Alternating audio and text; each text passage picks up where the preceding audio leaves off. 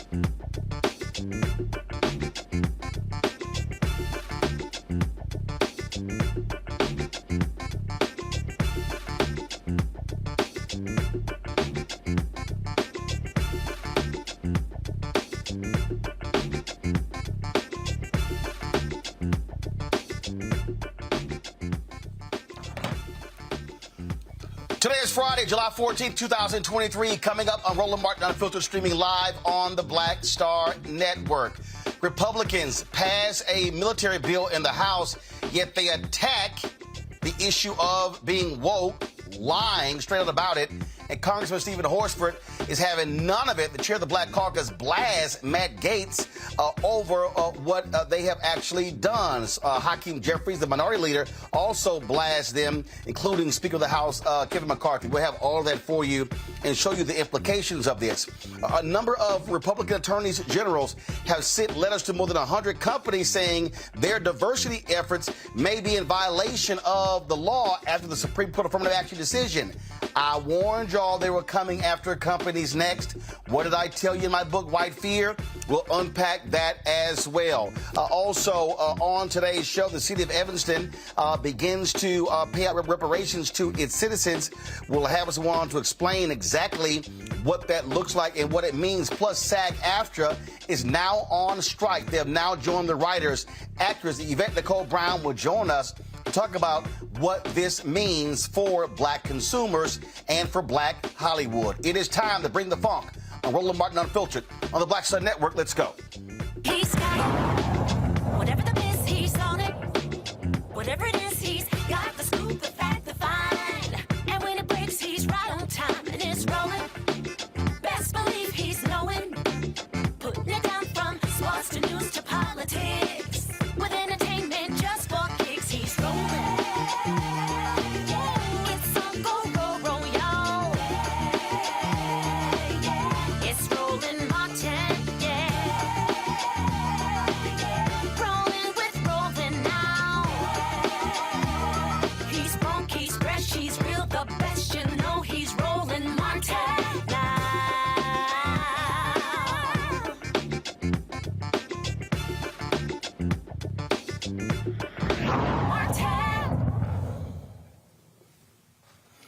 All right, folks, you heard us talk about AI and the impact of AI when it comes to technology. Well, in Vallejo, California, they were using AI to deal with the whole issue of police misconduct. So they were using AI searching through various body camera footage.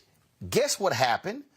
The software firm that was charged with doing this, they actually began to find more instances of police misconduct, and what that did was piss off the police union. So the police chief there has shut down the analysis. I'm sorry, don't you think the police chief would want to root out misconduct? No, that's not what happened.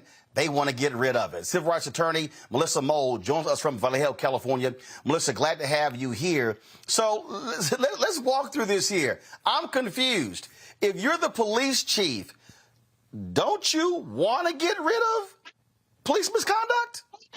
Well, you would think so. But the issue that we had here is it wasn't even actually the police chief at the time. The police chief at the time was trying to do what was right and get the department in order. That he was our first black police chief in Vallejo, California. When he initiated this auditing and got these results, they actually sent him a death threat and ran him off. He resigned. And then the interim chief was the one that canceled this termination. Chief Shawnee Williams was the one that received the threatening correspondence in response to trying to audit the department. And as a result, now we have an interim chief who's prepared to allow the department to continue its reign of terror.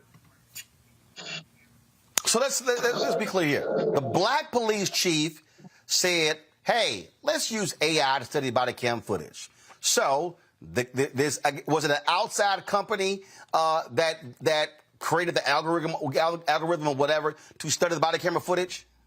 Yes, it was the outside company that the chief had contracted with to do this analysis of the officers based on right now the DOJ efforts to help work on police reform prompted that, and then he took it from there. All right, so they go ahead and do this, and then all of a sudden they do their analysis, and then they start seeing more stuff. What do we know? What type of misconduct they discovered? No, as I understand it, as soon as they came back with concerning, troubling findings, that's when the efforts to get rid of the chief were underway. They did a vote of no confidence, like I said, the threatening correspondence to Mr. Williams. And then from there, I don't think that they ever got to the point of doing a further analysis to determine the specific kinds of misconduct that were identified, because the police union wanted nothing of it. But, this is a police union that's been running the city of Vallejo for years. There's been, racism, corruption, violence at the hands of this union. So not shocking to us that live here that the union is still preventing any kind of real transparency and accountability.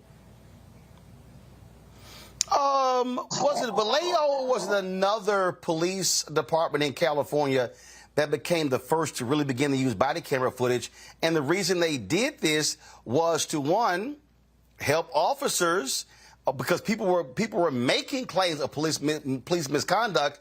And again, I can't remember if it was Vallejo or another agency, but whatever the agency was in California, they saw a drop of police abuse allegations filed against them because of body camera footage. The point of the body cameras is to protect the officers, to show what actually happens, but also protect the citizens. Sounds like this union is pissed off that it's showing corrupt cops. And that seems to be how we feel about it. They've done a lot. There's been a lot of death. There's been a lot of violence. And they had a stronghold on the city for a long time. So when you finally got somebody that wanted to actually look into the fine details of what was going on to actually make some changes, they didn't want to see it. They didn't want to see anything that would result in them not being able to have the power over the city, the power over the purse strings of the city that they've had for many, many decades. So this deputy police chief, who is now the interim police chief, Jason Todd, what's his rationale for doing this? He hasn't provided anything. He was supposed to be in as the interim chief. His decisions so far have been troubling. I just know during the time that Chief Williams was there, we had 3 years with no force, no shootings. I had not received cases. I wasn't getting calls. We were actually starting to see some changes. Deputy Tall was there with Chief Williams as his right-hand man. As soon as Williams was gone, Tall went right back onto the agenda of the police union, which is to push forward, to do whatever they want, to not be held accountable, to not have any sort of disciplinary actions. And so Tall, without giving any explanation, let us know that he's going back to the status quo of Vallejo, which is to do whatever they want and to expect us to all just, tolerate their. Well, what the hell is the mayor of the city council doing? Historically, unfortunately, Vallejo, the city council has been sort of prey to the police union as well, because they have a long history of threatening and intimidating people, including city council people. There's a long history of them targeting and harassing advocates. I've received death threats, harassment, surveillance from the command staff of the police department. And so it's wild out here. We call it, Vallejo, Mississippi, because really, for a liberal area, we go back 30, 40, 50 years in policing anytime you come out here. It's sad and really concerning at this point, because we really were making progress in Vallejo. Chief Williams was really doing something here. The community, the impacted families, the people whose loved ones had been hurt and killed, we were all beginning to have some faith that he was actually on the right track. And so to see racial terror being used against the police chief and the community, and having a new chief that seems willing to continue to hold the company line on the violence and racism and terror, it's disturbing. And we're just hoping at this point that the DOJ gets in and takes over the situation before somebody else get killed. They shot a man, an unarmed man, in the face like 2 weeks ago in Vallejo, and we had not had any incidents of police shootings in over 3 years. But now that Chief Taz is in place, we're concerned that others are gonna pass away, because like I said, it's been over 3 years. So have y'all made that request for the DOJ to come in to examine the police department? Has there been an actual request? Yeah, so technically they're already here. What happened 3 years ago after there was 2 controversial shootings within a year time, my client Willie McCoy was shot 55 times as he slept in his car at a Taco Bell, and a year later, Sean Monterosa got killed. When Sean got killed, the DOJ came in to do what was supposed to be a collaborative review, where the police department, Vallejo Police Department, was supposed to be initiating some reform measures that had been determined that they needed. And so they were supervising that. Now the department has done virtually none of these 45 things that they were supposed to be supervised to be doing. And so the DOJ now is indicating that they're going to potentially come in to put in a federal monitor to have a consent decree to actually force Vallejo to do the reform that they've been promising and pushing off for years. Wow, that's absolutely crazy. But again, it goes to show what we talk about when you have these cities that allow these unions to have far too much power and control, and they don't actually care about the citizens, and they are not there to protect and serve the citizens. Absolutely. I mean, at this point, they're holding the city. They're holding the city hostage. When the George Floyd movement happened and people were talking about defunding the police, just like many other cities and states, Vallejo decided to sort of stop policing, to stop policing the community, to try to get back control over the police department and to try to continue this reign of terror. But as a community, we're not prepared to let that happen. There's been too much loss of life, and there's too many people in the community, too many advocates, too many people that know what's going on around here. But from my viewpoint and on behalf of my clients, so far there has been no investigation into these officers having admitted to bending their badges in relationship to killing people. And so unless the DOJ comes in to investigate that, I don't think that there's any way to move forward, with the city, or to try to get the police department back under the control of the city. Absolutely insane what is happening there. Melissa, keep up the good fight, and certainly keep us abreast what happens there in Vallejo, California, because, again, the whole point of body cameras, and I say this all the time, if you are cops and you are doing what's right, you shouldn't have any issues with body cameras.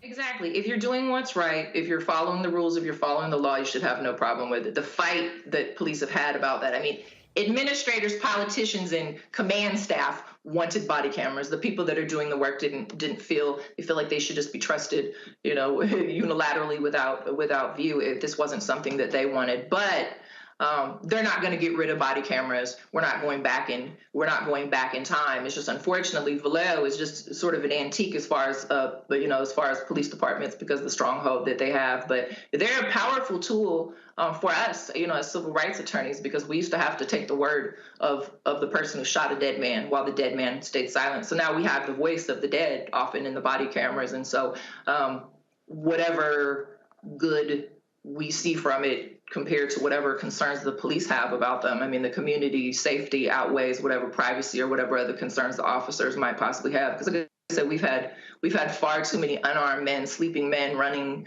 men, so many Black, brown, and poor people in Vallejo being murdered by Vallejo police. And so we're going to continue to push for all of the technology that's available to watch and ensure that our public servants and our tax dollars are being used to protect us, not to hinder and oppress us.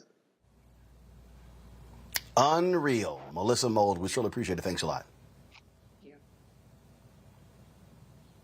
All right, folks, we're going to go to a break. We come back. We'll talk to our panel about this. We'll also talk about how House Republicans continue their culture wars, attacking woke in the military. Well, they don't even know what the hell that means.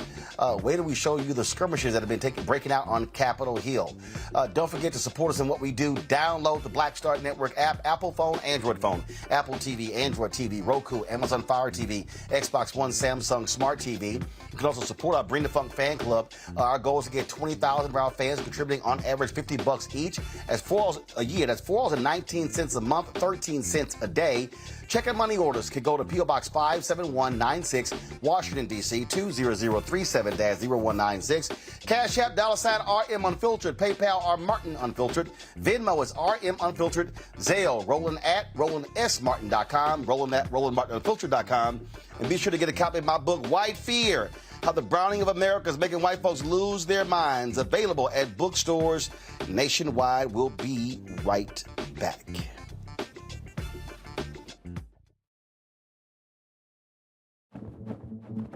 For decades, the tobacco industry has deliberately targeted Black communities and kids with marketing for menthol cigarettes.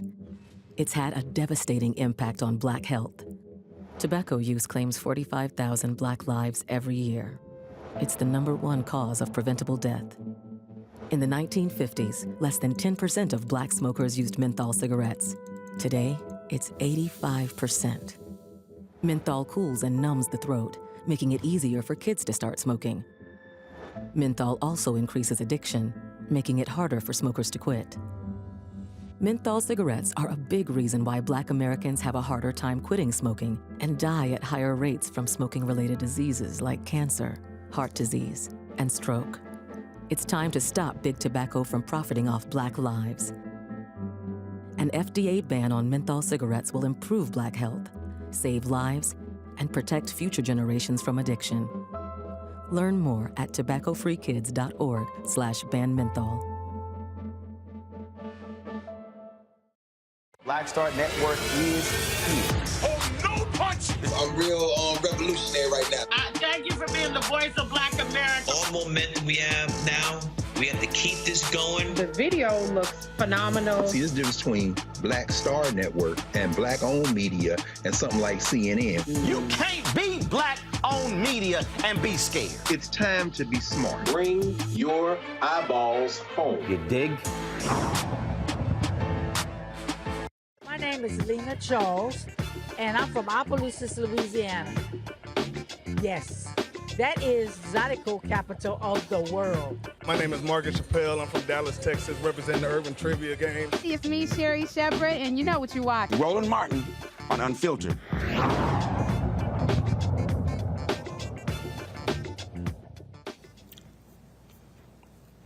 Hey, folks, welcome back to Roland Martin Unfiltered. Let's get right to it. Michael Imhotep, host of the African History Network show, joining us from Detroit. Matt Manning, civil rights attorney from Corpus Christi, Texas, and Brianna Cartwright, political strategist. Where you at, Brianna? You in D.C.? Where you at?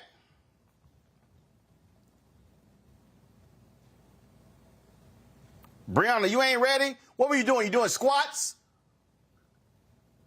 All right, y'all get her tech ready, and so we'll bring her in when she's ready. Let's go to Matt Manning. Matt, when you see what they're doing in Vallejo, California, I mean, this is so BS. It's so BS, and it goes to show you how the police union, they do not care about the safety of the public.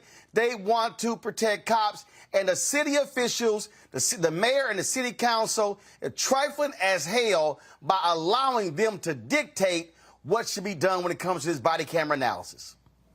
Yeah, they are trifling, and they're afraid of pushing back against the unions. And look, unions are supposed to, support and advance the interests of their members. So that part doesn't surprise me.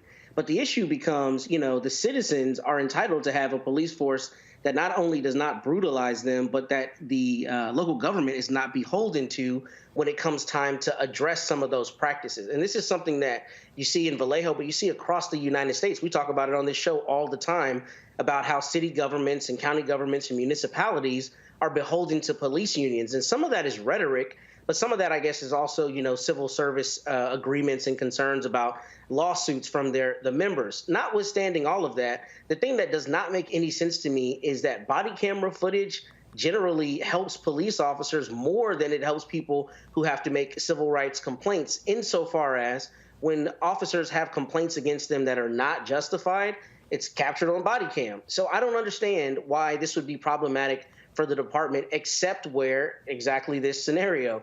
They're afraid of the union revolting or having some issue related with the union members. But all of this emanates from their sworn duty to protect the public. And if you have a system, a software system that is determining and cataloging, a number of those unprofessional encounters, then that gives you the data that you need to not only make changes, but also to have plausible deniability when you can say we've had a 30% decrease or whatever it is in your issues. And in fact, in the article that I read, at least in another city, they implemented the same technology and had like a 30% reduction in use of force. So there's very obviously a demonstrable reason you want to use this, because it provides you the data. And I don't know why the city of Vallejo would not continue that outside of being afraid of its union members. The one thing I do think is interesting about this, though, is if they're using AI to analyze it, I'd be interested in what safeguards are in place to make sure the software is really appropriately analyzing what is professional as opposed to unprofessional, because I could see that being part of the pushback, understandably saying, you have a program that's determining whether the officer's interaction is professional or unprofessional. But it sounds like there were enough red flags coming from this to overall address the policing issue. And for that to not be addressed is a problem, and it should make any Vallejo resident very concerned as to why their city government's primary focus is not protecting them.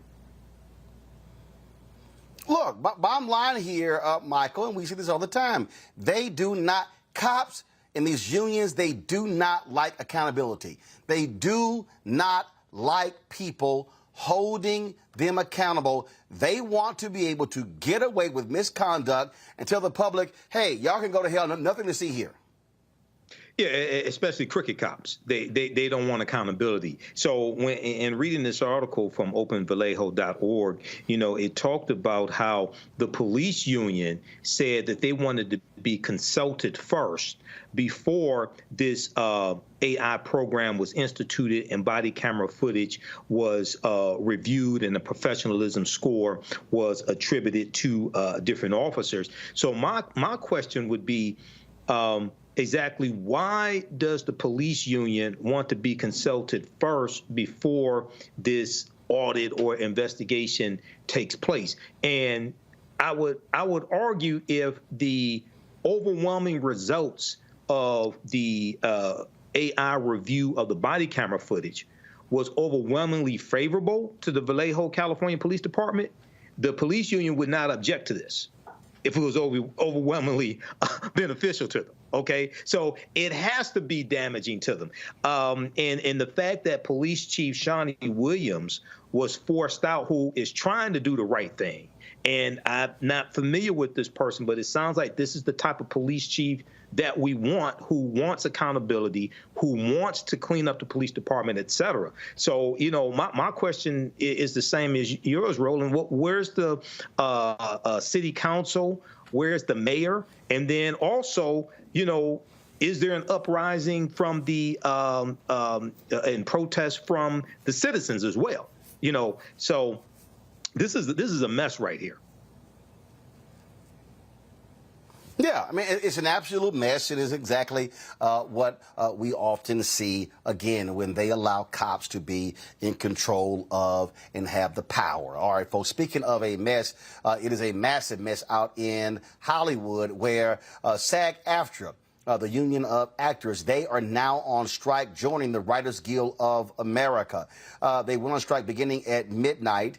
They've been angered by many of the folks there.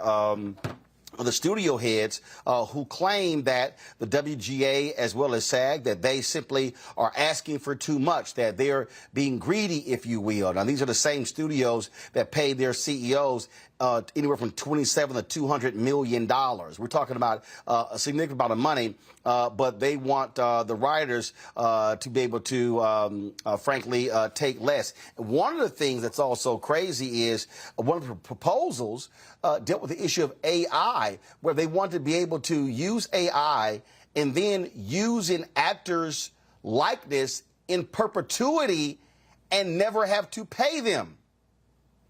One of the folks is on the board of SAG-AFTRA, actress Yvette Nicole Brown. She joins us right now on Roland Martin Unfiltered. Yvette, how you doing? What's up, brother? Good to see you. So here's the deal.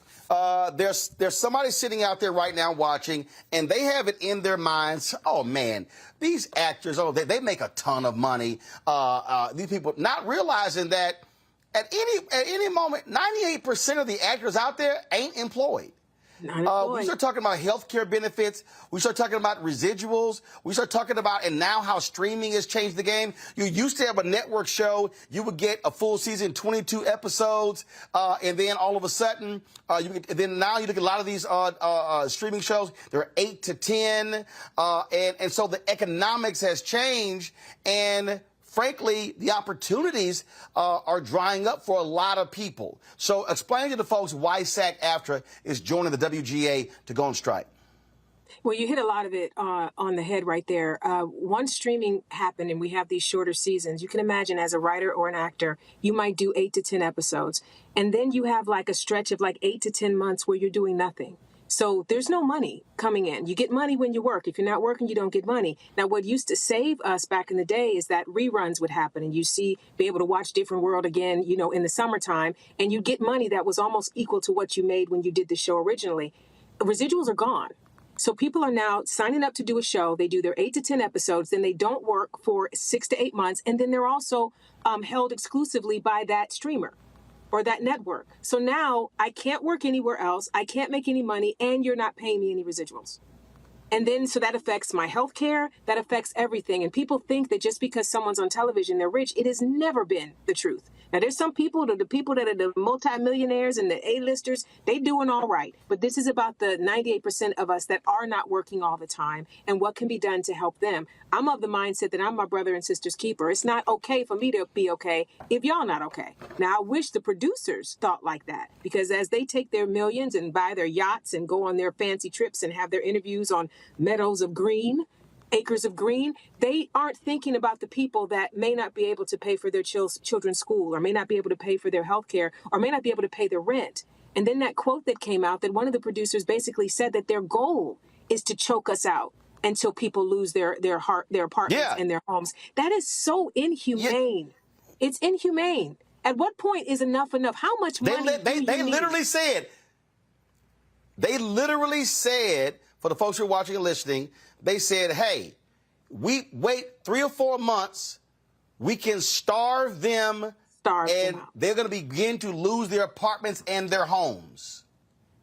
Yep. Now, these are the people that we're negotiating with. What I loved about what our president, Fran Drescher, did yesterday is she just literally told it like it is. And she literally called it what it is. It is inhumane, it's disgusting, it's evil. The thing is, how can you be in this industry and know that you're doing well and not care that other people are suffering? I don't understand it. I mean, we see it, of course, in politics as well. There's a group of people that want to help everybody, and there's a group of people that's like, well, I got mine, get yours. It's not fair. And this is the thing. You don't have an entertainment industry if you don't have actors and writers. You don't. So I don't know where they think all this magical money they love is going to continue to come in if they don't have the people writing the stories, creating the worlds, and then actors coming in to perform those pieces. It's so short-sighted. And we're upset. We're mad. And we're ready. And the WGA is with us. We're with them. And it's like, bring it. I was out on the sorry, that's my dog sneezing. I was out on the picket line today, and everybody's like, let's do this. If they thought they were breaking us, they're wrong. We're energized and we're ready. The thing that, again, technology is changing a whole lot. You look at, like, one of the things that's happening, and again, that people don't quite understand. Warner Discovery has done this a lot. They started this, and now the other people are actually following them. They are literally pulling shows off of streaming services to save money for tax reasons. Yep. Now, that means that if you are an actor or a director and you put all of your time and energy into this work, then it's not available on the platforms, meaning you can't get paid. They say, oh, we've done the analysis, and these are shows that are not being streamed a lot, so therefore it's costing us money. And I'll give you a perfect example. Last year, when Showtime had their series on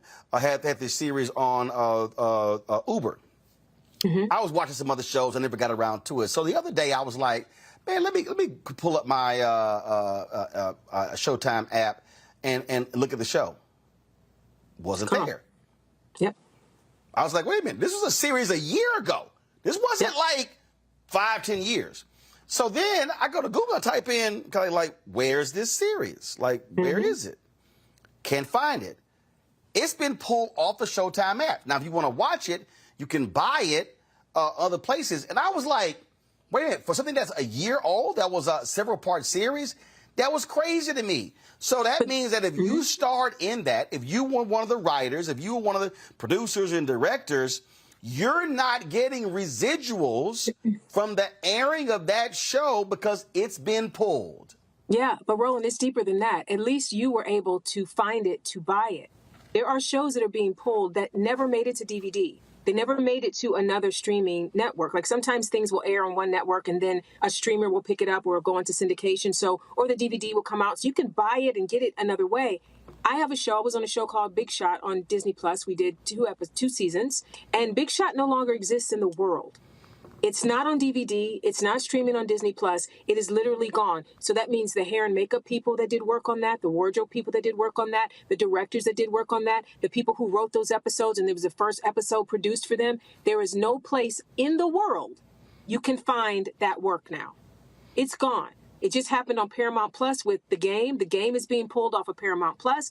There's been a lot of shows like that. And so I think also there should be a fight about where can I find my work? This is what I put my heart and soul into. And that means if I ever want to do a reel to show what I did when I was in a drama with John Stamos, how am I going to do that? This is serious. It's a complete disrespect for the creative artists. Completely. Be they makeup, hair, wardrobe, props. There's no love.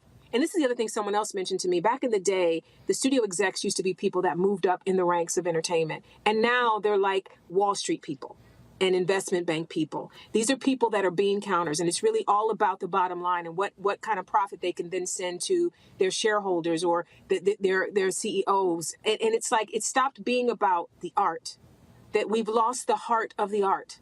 And that's why we're in this situation where we're like, don't you understand that you don't have a business without us? And why would you be okay making all this money and not sharing the benefits of what we create? Hold tight 1 second. I got to go to a break. My panel got some questions as well. Folks, we're talking the SAG-AFTRA strike. They have now joined the Writers Guild of America on strike. Guess what? You ain't seeing red carpets. Gone. You are not seeing actors doing any interviews. They're forbidden to do interviews touting any projects. And so you're not going to see any new shows as long as the writers and the actors are on strike. And so we'll talk more about that right here on Roland Martin Unfiltered on the Black Star Network. Back in a moment.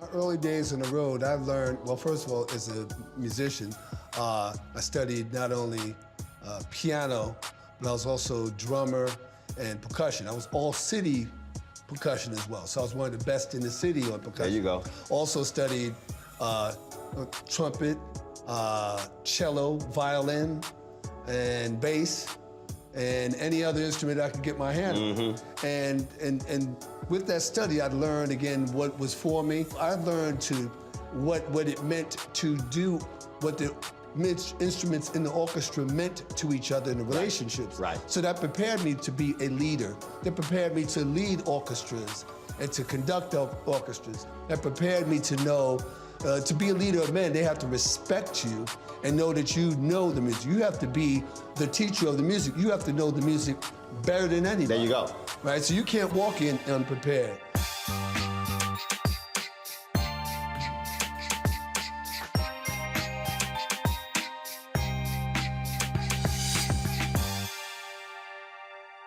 Hatred on the streets, a horrific scene, a white nationalist rally that descended into deadly violence.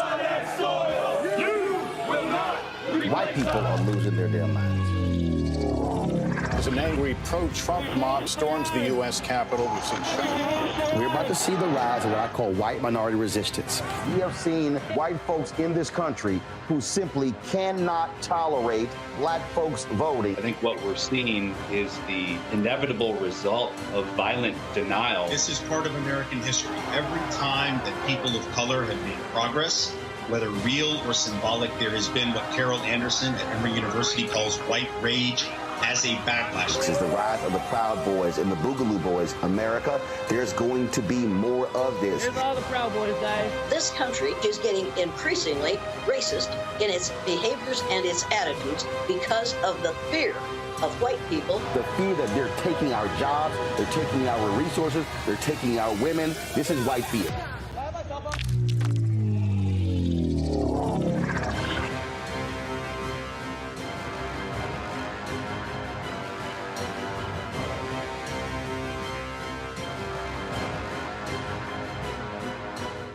it's John Murray, the executive producer of the new Sherry Shepherd Talk Show. You're watching Roland Martin Unfiltered. So obsessed. All right, folks, welcome back to Roland Martin Unfiltered on the Black Star Network. We're talking with actress Yvette Nicole Brown. She's a member of the SAG-AFTRA board. At midnight, they went on strike, joining the Writers Guild of America. It is the first time they've been on strike in 26 years. Let's go to our panel. Michael Imhotep, your question first for Yvette. Hello, Yvette. Thanks for coming on. Also, great interview with Joanne Reed. You know, I've been following this, and one of the things that I'm hearing is that one of the things that the actors and screenwriters are fighting for is a greater piece of the pie when it comes to content that's on the streaming services now, because the way the contracts are, the way the payouts are when it comes to streaming is entirely different than it was traditionally. Can you give us more insight into that? And also, a lot of the streaming companies are saying, maybe like Peacock and some of the other streaming companies are saying they're not making a profit as well. Can you talk about that, please? Yeah. Well, first of all, everyone saw how great Netflix was doing, and everyone raced into the streaming landscape before they knew how to do it their way. So there are probably a few that are not making a lot of money, but that's not all of them. That's first. Second, what happens with our contracts is that the producers come up with a new way to make money. Maybe back in the day it was DVD, then it was streaming, and now it's AI. And what they do in the contract negotiation is they go, DVD, I don't know if it's going to do anything, right? So they tell you that in the negotiation. You go, okay, well, for the first 3 years, we'll give you, you can pay us less than you would pay us for network, because we don't know what this streaming is going to do, or what this DVD is going to do, or what this AI is going to do. Forgetting that they absolutely know that it's going to be lucrative, because they wouldn't chase anything unless they know there's money there, right? So we fall for it, and we've fallen for it a few times. So what we realize now is they're trying to do the same thing with AI. Now, what happened with streaming is that they said, well, we don't know if it's going to be profitable, so let's pay you a little bit less than we would have paid you. Well, that fee structure is now set in steel, right? So now every year, as they made, some of these streamers have made record profits, we're still getting 10 cents on the dollar, or whatever the number is. I don't know what the exact number is, but we're getting a lot less than what we should be getting. And then they go, well, you agreed to it, so I don't know, going back and changing it now. So now that we've learned that that's how they do it, we're like, we're not going to let you do that this time. We know that AI is going to make you a lot of money somehow. So we need something in place now to protect us, to make sure that we don't do what was floated, where they wanted background actors to have their entire body scanned, likeness, face, all of it, which means they now own that person's entire likeness, and they can plug that person in crowd scenes or anywhere else they want to in perpetuity. Their children's kids will be dead, and they still will see grandma walking around carrying a Target bag in some show. That's ridiculous. And they want to pay them the day rate. So they want to pay you once and use you forever. And this is the thing. There are certain people that have reached a level of their career where they can negotiate out of that. But again, it's not okay. I'm not okay that I can negotiate it if the person starting in this industry, or the person that hasn't made it to my level, can't negotiate their way out of it. Because what they'll tell them is, well, we don't really need you. We'll get somebody else. And then there'll be somebody else that will say yes. You see what I mean? Like they have you against the barrel when you haven't become a name, or you haven't become famous in some way. And we want to make sure the contracts protect everybody, not just the people that can negotiate their way out of these little traps. And the point there you make, Yvette, there when you talk about the contracts, when they are locked, they are going to hold you to that contract. Absolutely. I just finished watching. On Netflix the documentary, the docuseries on American Gladiators, and they talked about on that show where the folks who were the gladiators and how they were getting $500 a show. They were incurring injuries. They had a national tour, 120 city tour. They were selling toys, merchandise, all sort of stuff. And the gladiators were like, yo, we make the show. And Sam Goldwyn, who they were doing the show, they were like, absolutely not. We are not renegotiating. You signed the contract, that's what you get. And they fired some of the original gladiators. And that's how they wrote. So this whole idea, so when somebody tells you, no, just go ahead and sign, we can take a look at it later. No. Don't do it. You better get it in writing, because and then they're going to negotiate downward from that deal in the next deal. Yep. And this is the thing, too, that I don't know that people... I started out as a legal secretary. I don't know if people know that, but I was a legal secretary by trade before I became an actor. What people don't understand is that there's no such thing as boilerplate. Or this is just what we do. They'll say that. Everything in a contract can be negotiated. Every single thing. So don't fall for, well, this is just how we do it. No. We're going to do it different in this one. We're going to change this for me. And I think people don't have the understanding that they can do that. And sometimes the business affairs offices are so strong. Well, we got to get it today. If we don't get it today, breathe and get the deal that is right for you. And that's if you're able to. If you've reached a point in your career where you can. There are a lot of people that can't do it. They're just not at the place where they can do it yet. And again, that's why unions are there. Shirley Brown said something. But Yvette, even if you're a big name, Don Cheadle talked about this here. I forgot I guess it was one of those Marvel, whatever the hell. Mm-hmm. And he at his child's birthday, and they were like, you got an hour. That's what it's like. I got an hour? And he was like, this is Don Cheadle, Academy Award nominee. And it was like, okay, fine, it's your daughter's birthday, fine. We're like, we'll give you 2, but we need an answer. And he had no choice but to say yes, because they were literally like, we will move on. And remember, that was a role where he replaced Terrence Howard. Yeah. And this is the thing, too, though. I believe in this in regards to contracts. And you can't do it all the time, but sometimes the no is very powerful. If you got an hour to do it, then that means you ain't got nobody else either. And whoever you're going to go to next going to have 30 minutes, and they might not say yes either. So you actually need me. So I'm going to take this 5 hours to figure out if this is the right deal for me. Right? So I get it. Like it's tough. It's tough. And that's why it's important to make sure that as unions, we fight so that people don't have to fight so hard. But yeah, it happens every day. Matt. Well, first, let me say that I appreciate your work and thank you for being here with us this evening. This is actually an issue that affects my family. My sister, Denise Manning, is an actor in New York City and just won her first Emmy. And, I reached out to her and I said, niece, what do I ask particularly to make sure that people understand this? And one of the things that was really important is she told me that a lot of this issue is framed about Hollywood and glamour. But as you've said, 98% of people in the industry don't fit that A-list kind of designation. So first, what suggestions do you have for people to really understand the gravity of the issue? You've kind of touched it, but anything anecdotal that might be helpful. And then secondly, she instructed me to say that people need to not use streaming services, and that's one way that they can support. But what other ways do you see that we can support? Because obviously we love your work. We digest it. It's gotten us through the pandemic. But we need to be standing in solidarity with you as you stand for what's right. And I want to know the best ways to do that. Thank you for that question. And please tell your sister, yay, congratulations.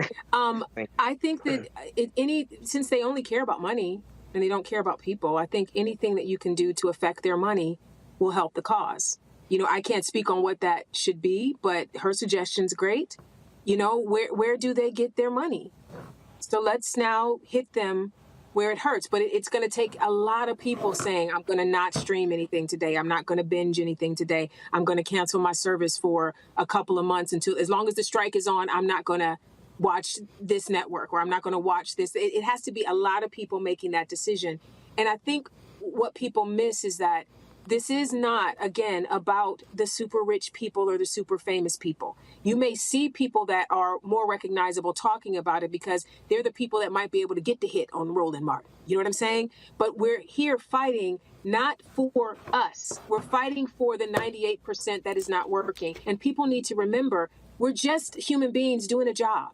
This is not about we're fancy and we're amazing. No, we're just acting is just a job.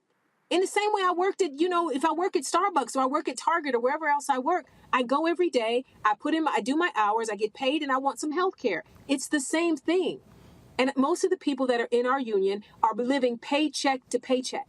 There was a story last year when the WGA first went on strike, where there was a writer who wrote on a show called The Bear, and The Bear was nominated for all these different awards. He had to buy a bow tie on credit to be able to have an outfit that he could wear. He had like $1.83 in his bank account when he was on the red carpet for this show. One of the girls, or a couple of the girls from Orange is the New Black, the second breakout show on Netflix, talked about how they were poor.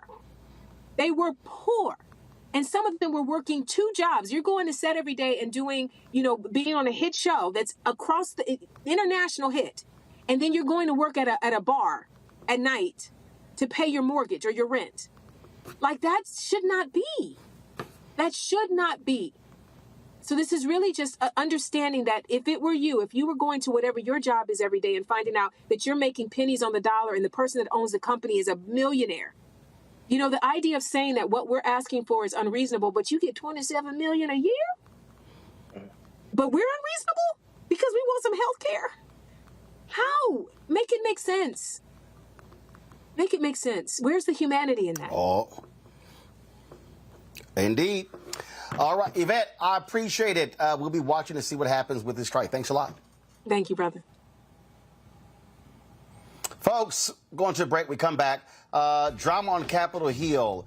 Republicans continue their culture wars, whining, complaining about woke. Democrats, especially black Democrats, are fighting back and mad as hell. We'll show you all of the drama next on Roland Martin Unfiltered on the Black Star Network. Don't forget, download the Black Star Network app, Apple phone, Android phone, Apple TV, Android TV, Roku, Amazon Fire TV, Xbox One, Samsung Smart TV. Contribute to our Bring the Fuck fan club. We want 20,000 of our fans contributing on average $50 each a year. That's $4.19 a month, 13 cents a day. You can send your check and money order, P.O. Box 57196, Washington, D.C., 20037-0196. Cash App, $RM Unfiltered, PayPal, R Martin Unfiltered. Venmo is RM Unfiltered, Zelle, Roland at RolandSMartin.com, Roland at RolandMartinUnfiltered.com. Don't forget, you can watch our 24-hour, 7-day-a-week streaming channel on Amazon News. That's right. Pull up Amazon Fire and just simply go to Amazon News. You can also say, Alexa, play news from Black Star Network to hear our audio. And beginning today, we're now on the Plex Fast channel. That's right, our Black Star Network 24-hour, 7-day-a-week streaming channel is now on Plex. That's right. We should have the graphic. Where y'all at, y'all? Where y'all at? We're slow with it. All right, we'll have it for the next hour. All right, y'all. Well, we'll sit. So, and also don't forget to get my book, White Fear: How the Browning of America is Making White Folks Lose Their Minds. Available at bookstores nationwide, Ben Bella Books, Amazon, Barnes & Noble, IndieBound Bookshop, Chapters, Books A Million, Target. Download a copy on Audible. I'll be right back.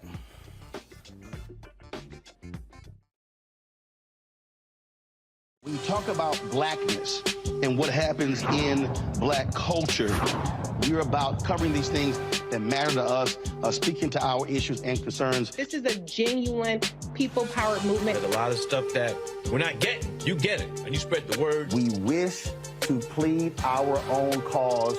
Too long have others spoken for us. We cannot tell our own story if we can't pay for it. This is about covering us. Invest in black-owned media. Your dollars matter. We don't have to keep asking them to cover our stuff. So please support us in what we do, folks. We want to hit 2,000 people, $50 this month, raise $100,000. We're behind 100,000, so we want to hit that. Y'all money makes this possible. Check some money orders. Go to P.O. Box 57196, Washington, D.C., 20037-0196. The Cash App is $RM Unfiltered. PayPal is R Martin Unfiltered. Venmo is RM Unfiltered. Zelle is Roland at RolandSMartin.com. Coming up next on The Frequency, right here on the Black Star Network, Shanita Hubbard. We're talking about the ride or die chick. We're breaking it down. The stereotype of the strong black woman. Some of us are operating with it as if it's a badge of honor. Like, you even hear black women like aspiring to be this ride or die chick, aspiring to be this strong black woman trope at their own expense. Next on The Frequency, right here on the Black Star Network. Me, Sherry Shepard, with Sammy Roman. I'm Dr. Robin B., pharmacist and fitness coach, and you're watching Roland Martin Unfiltered.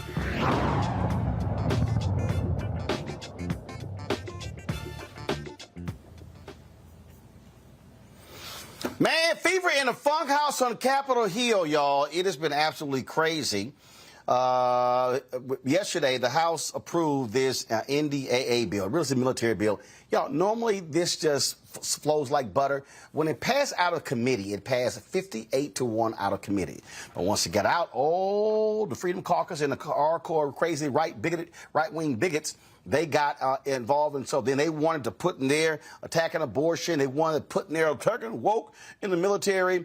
And so it passed on a party line vote, and it's the U.S. Department, again, and so it's called the National Defense Authorization Act. And then it's just stupid. I mean, just nonsensical how crazy these right-wingers are. Yesterday, woo, man, Congressman Stephen Horsford and Congressman Matt Gaetz got into it on the floor of the House. There is a time in every debate where everything has been said, but not yet by everyone. And that may be where we are in the DEI debate. But what I bring to the House now is the most fulsome amendment to completely remove DEI from the DOD. And even if my amendment doesn't pass, I want my colleagues to know that this NDAA in the base bill takes a meat cleaver to DEI. And the amendments that we have adopted in the last round of voting have certainly ensured that DEI, regardless of the passage or not of my amendment, will not be a principal feature of our military service if this bill becomes law, and that would be a great thing for our military. That said, it's important to note that in the name of DEI, our military has done some pretty strange things. Secretary Austin, in his first act, ordered a 24-hour stand down so that everyone could reflect on their extremism. The reality is, even majority-minority units in the military found this divisive. They complained to my office, and certainly it did not create a more lethal force. Also, in the name of DEI, we've hired some rather strange people in the government. There's one DEI officer named Calissa Wing, and she actually, if you can believe this, worked in the DEI's department at DOA, the education system within DOD, and she put out the following inclusive tweet. I'm so exhausted at these white folks in these professional development sessions. This lady actually had the audacity to say that black people can be racist too. I had to stop the session and give Karen the business. This was the person that we had hired to create a more inclusive environment, and I think it's indicative of the inherently divisive culture that has permeated radical racial ideology. My amendment gives us the opportunity to pull it up by the root, and I hope my colleagues support it. I would add this final point before yielding back. We have standards in the military that allow the military to expel racists and white supremacists completely in the absence of DEI programs. We've had those standards in the military for quite some time. And so even if my amendment were to become law, I don't want anyone in the body to think that we would be stuck with people in the military that didn't meet long-standing, pre-existing standards of personal conduct. And with that, I reserve. The gentleman reserves. The gentlewoman from Virginia. For what purpose does the gentlewoman from Virginia seek recognition? I rise to claim the time in opposition to the amendment, and I yield 1.5 minutes to Mr. Horsford. The gentlewoman is recognized for 5 minutes. The gentleman is recognized. Mr. Speaker, I rise today in strong opposition to this amendment. Mr. Speaker, the previous speaker, the maker of this amendment, talked about being exhausting. This issue that he has brought before this body and the committee is exhausting. Just this week, the sponsor of this amendment called diversity, equity, and inclusion in the military a, quote, failed experiment. He has called it cancerous. Just this week, a senator from Alabama stated that it was his opinion that white nationalists are not necessarily racist and refused to denounce white nationalists serving in the military. All of this with the backdrop of the same senator holding up hundreds of military nominations, which is actively hurting our national security, something that this NDAA bill would address. To what end? The U.S. Marine Corps does not have a confirmed commandant as we speak. And yet, just an hour ago, on this very floor, one of the members on the other side of this body said his amendment, quote, had nothing to do whether colored people or black people can serve, unquote. Mr. Speaker, these comments show exactly why we need diversity, equity, and inclusion initiatives. Every day, our military grows more diverse, more and more reflecting the diversity of our nation. This amendment does nothing to address the recruitment shortfalls that our services are facing, and instead it will only make it more difficult to recruit Americans on diverse backgrounds representing the true makeup of our nation. What are you so afraid of? Why do you keep bringing these divisive issues to the body of this floor? You are out of order. You are exhausting, Mr. Gaetz. The gentleman is no longer recognized. The gentleman is no longer recognized. Woman from Virginia reserves. I reserve. Excuse me, a point of order, Mr. Speaker. The gentleman from Florida is recognized. No, Mr. Speaker, I've made a point of order. You have to rule on the point of order. The gentleman will state his point of order. The gentleman has an obligation to address the chair, not other members. He did not do that. He was out of order, violating the decorum of the House. The gentleman has not stated a proper point of order. A parliamentary inquiry, then. I seek recognition to make a parliamentary inquiry. The gentleman will state his parliamentary. What is the question. parliamentary mechanism that requires an individual to address the chair? Because if it's not that, we can address each other. Let's do that for the rest of the debate. The chair will not engage in this dialogue. Would the gentleman like to be recognized for his 5 I want to be minutes? recognized for a parliamentary inquiry. The gentleman is not recognized. I'm not recognized for a parliamentary inquiry? I'm not recognized for a parliamentary. Show you the idiots on the right. Now, Kevin McCarthy, the Republican leader, the Speaker of the House, this is what this fool had to say today. The culture award in the conference version, and the second falls down with the Democrat-led Senate's hands. What message is the House sending to the Senate with this bill? Just focus on the military. Stop using taxpayer money to do their own wokeism. A military cannot defend themselves if you train them in woke. We don't want Disneyland to train our military. We want our men and women in the military to have every defense possible, and that's what our bill does. The money focuses directly on their quality of life and, more importantly, on the investment. When you sit and look. He lying. And Hakeem Jeffries, he was having none of it. We have to pass the National Defense Authorization Act in order to make sure that our military, the greatest military, in my view, in the history of the world, has everything that it needs to protect the safety and security of the American people. And the National Defense Authorization Act, historically, is a bipartisan legislative effort that has now been hijacked by extreme MAGA Republicans who want to wage their so-called culture war against the men and women of the United States military. You can't make this stuff up. And the only explanation for it is that they are so obsessed with jamming their extreme right-wing ideology down the throats of the American people that extreme MAGA Republicans are willing to even detonate the ability of our military to do what it needs to do to keep us safe. Here's the thing here, Matt and Michael. These are the same Republicans. Let me just be clear. These are the same Republicans who voted against getting rid of the white nationalists and Nazis in the military last year. Matt? I don't know, man. This is all absurd, and it's ridiculous that we pay these people to go and be asinine. I mean, that's what it is. Not only did they vote against that last year, but for Kevin McCarthy to get up and say we don't want Disneyland training our military, all of it, this is ridiculous. I mean, first off, these are the same people who all the time trumpet the military and why defense is so important. So you would think the one place you might support people feeling more included is if you're going to put a gun in their hand and send them overseas to defend our nation, right?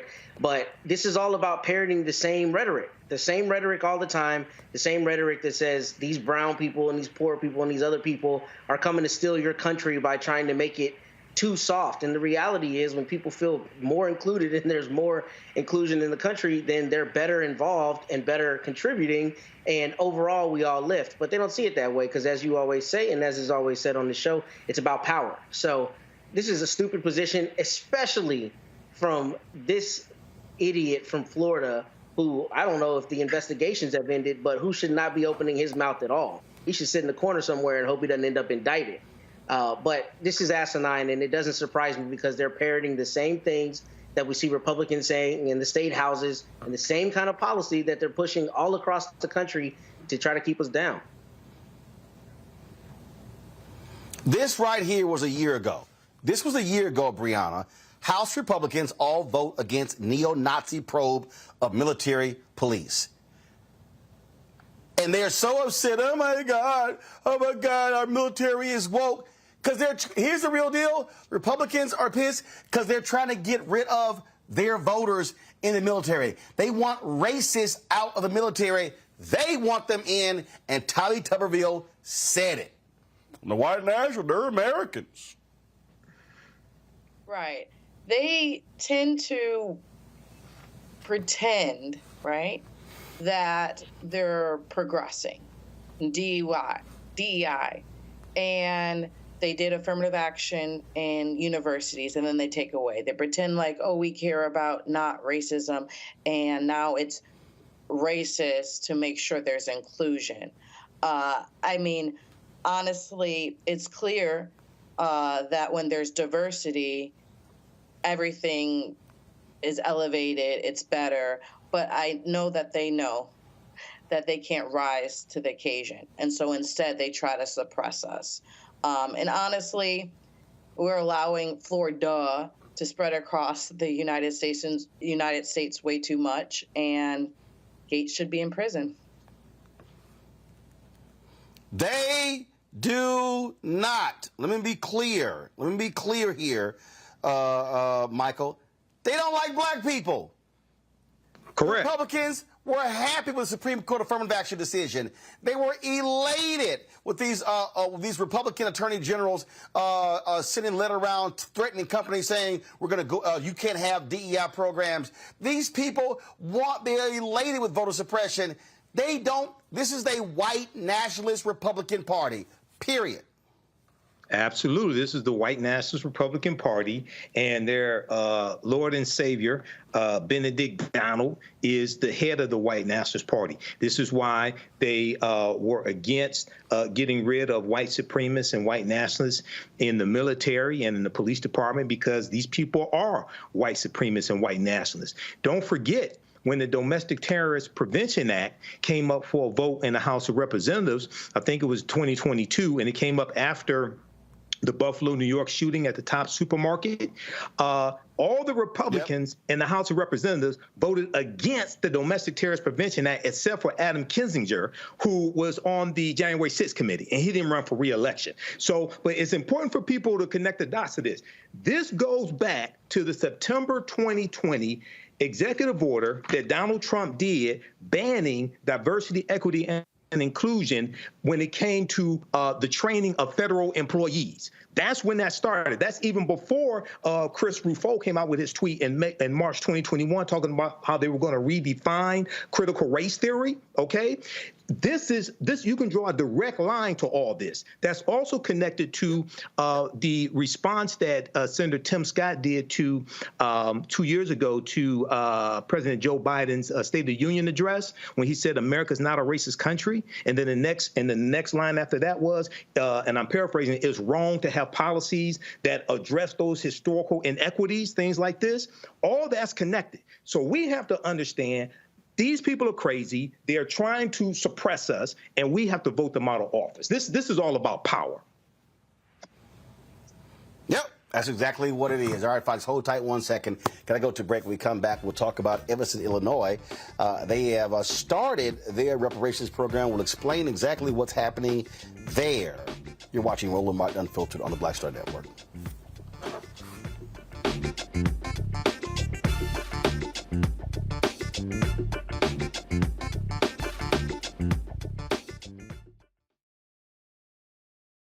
On the next Get Wealthy with me, Deborah Owens, America's Wealth Coach, the wealth gap has literally not changed in over 50 years, according to the Federal Reserve. On the next Get Wealthy, I'm excited to chat with Jim Castleberry, CEO of Known Holdings. They have created a platform, an ecosystem to bring resources to Blacks and people of color so they can scale their business. Even though we've had several examples of African Americans and other people of color being able to be successful, we still aren't seeing the mass level of us being lifted up. That's right here on Get Wealthy, only on Black Star Network. On the next, A Balanced Life with me, Dr. Jackie, we're going to be talking about common sense.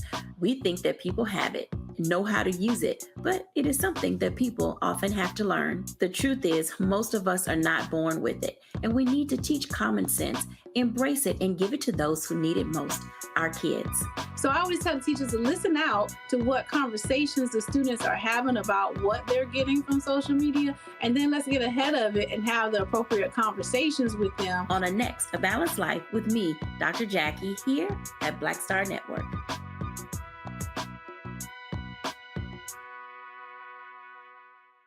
I am Tommy Davidson. I play Oscar on Proud Family, Louder and Prouder. Right now, I'm rolling with Roland Martin, unfiltered, uncut, unplugged, and undamn believable.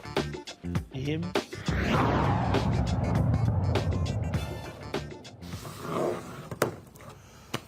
4 years ago, Evanston, Illinois announced they were going to spend $10 million over 10 years to Black residents there. The program would provide upwards of $25,000 housing grants for down payments, repairs of existing mortgages to atone for the city's past racial policies. Joining us right now is Robin Ruth Simmons. She's the founder and executive director of First Repair from Evanston. So, Robin, this is now started. Absolutely. Thank you, Roland, for having me. The program or the commitment to reparations has actually been implemented. Disbursements has happened. I want to add that in 2019, we did commit to seeding the work with $10 million initially from our recreational cannabis sales tax. And since then, we've added an additional $10 million from real estate transfer tax and are looking for additional revenue streams, as well as additional forms of repair, different remedies to implement. But to date, we have begun dispersing the $25,000 direct benefits to build wealth through home equity, as well as recently expanding our program to include cash benefits as an option. So over the last month that this has been an option, we have had more of our recipients select a cash benefit for their reparations. What has been the response of residents? Do you have folks, granted the city council passed this, do you have folks who are opposing this, who still find this to be a bad idea with taxpayer funds? Well, I'll say we have broad support in the city. The initial legislation passed in 2019 with an 8-to-1 vote. Future votes have passed either unanimously or 8-to-1. And you're never going to have 100% support. So we have some residents that early on felt very strongly that only cash is an appropriate form of repair. We have made that adjustment. And we have few that have spoken publicly about their disagreement to advance reparations with taxpayer dollars. But we do know that thought is out there.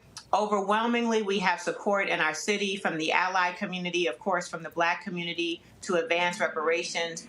There is more question about forms of repair, urgency, amount, and so on. So we continue to work through the complicated process to implement reparations in Evanston. What do you make of folks like Sandy Darity, who claims that what you're doing there in Evanston, it's not reparations, and you should not be calling it that? Well, Sandy has an opinion about local reparations. And so it's not just Evanston specifically, but localities that are advancing reparations. I understand he's in disagreement with that only a federal legislation for reparations is appropriate. And It is important to note that in Evanston, as well as now over 100 cities that are advancing a local reparations initiatives and even more states, that all of us share the North Star of a federal policy as a necessity for us to get to the full repair, get anywhere close to that number, because localities do not have the capacity to address the harms in Black communities. And we recognize that. So it's pretty much a false debate that local reparations is not reparations. In fact, it is reparations. It is a specific remedy in correlation to a direct harm to the Black community. It is not satisfying the reparations that we demand for the crimes of the transatlantic slave trade and other policy. But it is, in fact, reparations at a local level. It's going to be very different from city to city based on city history, capacity, and the ability to disperse and repair. Well, to your point, there was an Anscape article that was done, and this is what was actually discussed, and the question was asked, and he said, "I think they created this." He says, "I think they create an obstacle to a federal program because they are insufficient for meeting what we view as a primary goal of a reparations plan, which is to eliminate the racial wealth gap." And it says we estimate a conservative amount that would be required for Evanston to close the wealth gap for its Black residents will be at least $3 billion. The city's annual budget is about $360 million. They have a peculiar plan, which is really what we call a housing voucher plan, blah, blah, blah, blah. Okay, so here's a perfect example that, to me, again, so Evanston makes this decision, and even he says that the city's annual budget is $360 million. But he's come up with $3 billion. Okay, the money got to come from somewhere. Right. And so if you have an annual budget of $360 million, and you're saying, well, we think it's going to take $3 billion, that means your budget, you're not going to even generate $3 billion for at least 10 years. Right. So, for an entire budget. So how in the world? So what? Does the city of Evanston go somewhere to borrow the $3 billion to give the Black folks? And I would think that if you have multiple programs in different cities, that's creating momentum for what you want on the federal level, because right now, ain't no federal program. That's right. That's right. So here's a couple things. One is that it's only the racial wealth gap that addresses repair. And so we do this work now full time in communities across the nation. Dozens I've been in personally. Black communities are not just looking at a cash benefit only, they're looking at full repair, a comprehensive approach to repair, which includes access to housing, business, education, health, police reform, clean air, and so on. We're looking for full repair under the 5 components of reparations. So first of all. Secondly, it is not only localities that are responsible for the harm.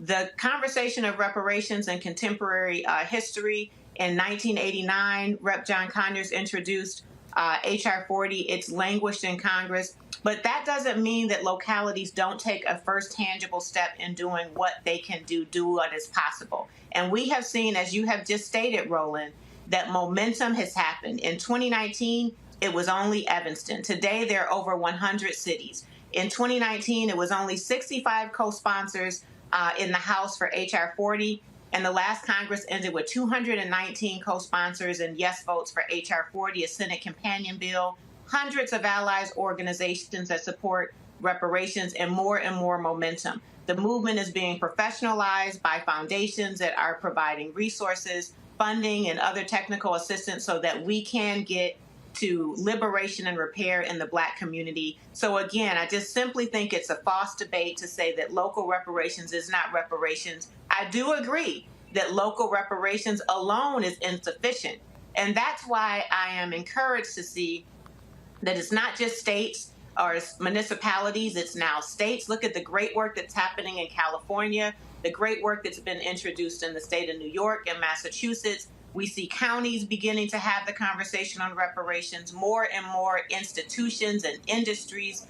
The Academy has joined the case for reparations. And so like any other important public policy, federal public policy, when you think about school desegregation and fair housing and marriage equality and ban the box and even cannabis now being a federal conversation, it starts with a local spark, a grassroots leader, a municipal law, a state action, and then we get to a federal policy. And so I'm just encouraged and stand with all the other local leaders, stand with those that are working on local initiatives, that we are making progress. And in Evanston, we are dispersing reparations. Michael. Hey, Robin. Good to see you again. Hey, how Congratulations. are you? I'm all right. Thank you. Congratulations on the documentary. For those that don't know, I interviewed Robin 2 years ago on the African History Network show. So it's great that this is paying out. I know there's a lot of hard work. When we talked, one of the things we talked about is how Evanston, Illinois did not have a history of slavery. And there were so many reparations reactionaries out here attacking what you were doing and what the city council was doing. Can you talk some about that, why you chose the housing vouchers as opposed to quote unquote reparations for slavery? And then also there was a 70-page study that was produced that preceded the recommendations, the policies that you all did. Talk about why was that 70-page study? Because you have so many hashtag cut the check people out here saying we don't need a study, just cut the check. Can you address that, please? Absolutely. So first of all, it's important to know that one of the most important practices of reparations is that the harmed community, the Black community, is really prescribing what redress looks like. And it's important to know that the Evanston Black community went through a process in 2019 where we heard and by consensus moved forward with prioritizing housing. Now, as you mentioned, that report complemented the demand from the community. The report was done by Shorefront Legacy Center, led by Dino Robinson and his colleagues, and it showed anti-Black housing practices, zoning laws, housing policy that is responsible for stripping away wealth and opportunity in Black Evanston and is responsible for our current racial segregation today. I live in the west end of the 5th Ward. I served as councilwoman here for 4 years. It's still the most concentrated Black community, also most concentrated disinvestment in everything, least community amenities, no neighborhood school, no walkable access to healthy foods, air quality issues, deteriorating housing stocks. The list goes on, and our story in Evanston is like every other city in America, and that's why local reparations. But thirdly, it's important to know that this is not a slavery reparations. This is not to compete with the demands for H.R. 40. This is specific to the business and anti-Blackness of Evanston. And our legal counsel, our corporation counsel, Nick Cummings, and his supporters and his partners, including Professor Justin Hansford from Thurgood Marshall School at Howard Law School, came up with a legal framework, one that was viable so that we could move past just the demand and the case for reparation, which we've been stuck in for so long, and get into implementation and disbursement. And so that legal framework was really key in us having a strong case, one that was withstand legal challenges, which we've had from conservative groups from outside of Evanston, from Texas and DC. They have tried to challenge our work, but our work is very thoughtful, it's very smart, it's careful, it's narrowly tailored. It includes a home rule municipality. We're using home rule taxes, so we're not using federal dollars that are being passed down and have to deal with blocks from other courts outside of Evanston. We are leading within our values. It is possible for other localities to do the same, and that's how we got to housing. In a long story, that's how we got to housing. The community informed it and prescribed it. The case for reparations was rooted in housing, and the legal framework supported a remedy in direct correlation to the harm, which in the case of Evanston is largely based on housing. All right, thank you. Matt? Yeah, so Robin, thanks for joining us this evening. I think this is a brilliant program, and I'm really glad to hear Justin Hansford from Howard Law School is involved, and I'm not surprised at the brilliance of this program. But I did have two questions, and the first is, how did y'all decide on how to determine when harm ended for eligibility purposes. I saw it was between 1919 and 1969, but obviously there are a lot of pervasive effects that continue on to today. So how did you decide to cordon that off? And how does the eligibility work as it relates to descendants of people who experienced that, number one? And the second question was, I think it's genius that it's tied to the recreational marijuana taxation that the city does, right? So what has been the buy-in, if any, from cannabis groups across the country as it relates to that, and that potentially being used as a vehicle to fund other reparations programs? Because there's obviously a justice component with that in terms of how many people over the years were convicted of something that's now legal. So if you would you address those two issues, please? Absolutely. Thank you for the question. So first, in terms of eligibility, we looked at the harm. It was very specific and measurable. It was a zoning law that was enforced and implemented between 1919 and 1969. It was implemented until fair housing was passed federally. So we are looking at everybody Black in Evanston that lived here between 1919 and 1969 had a direct harm, and their descendants were harmed as a result of the direct harm of their elders and ancestors. And so that's how we framed our eligibility. We didn't look at neighborhood or census tract. We didn't look at lineage. In fact, in Evanston, I can speak for Evanston. I know that there is a very passionate lineage conversation across the nation, but in our case, during our period of harm, the whole diaspora was here. We're a very diverse Black community. One of our biggest reparations leaders is a Haitian immigrant. So we have a harm that is defined in that period of 50 years, and direct descendants are eligible. And right now we have started with prioritizing the elders, who in the program language are classified as ancestors. So those that had direct harm at the point of disbursement, those were about 70 years old and older, received their reparations benefit first. First of all, because they experienced the direct harm, and secondly, because we want to make sure we get to repair as soon as possible for those that may transition. And unfortunately, we've had some of our reparations eligible community members transition during this time. To address that, we have allowed all of the applicants to name a beneficiary in the event they transition before their reparations benefit is dispersed. In the event that they didn't do that, and we've had about a handful of cases where they didn't name a beneficiary, then that benefit goes to the estate. And either the estate has decided who is a beneficiary, or that will happen through some form of probate court.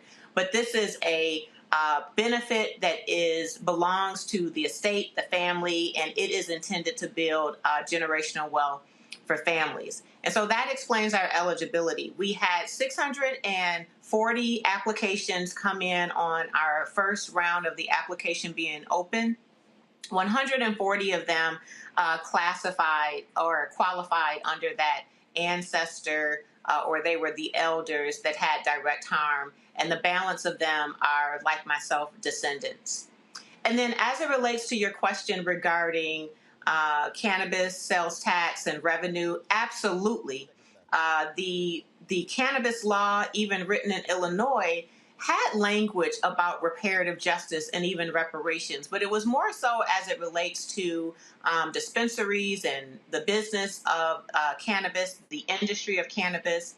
And we thought it important in Evanston that we also look at those revenues, that wealth that's being generated from an industry that has harmed our community. In Evanston, 71% of the marijuana arrests were in the Black community, and we are only about 15% of the population. So there was a clear issue of harm as it relates to over-policing and cannabis in Evanston. Mm-hmm. And we had 100% consensus that we do use the cannabis sales tax to initiate our reparations. Thank you. All right. Robin, we certainly appreciate it. Thanks so very much for breaking it all down for us. We appreciate it. Thank you.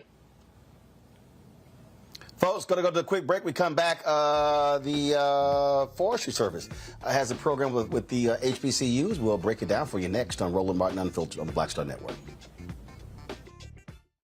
Next on The Black Table with me, Greg Carr.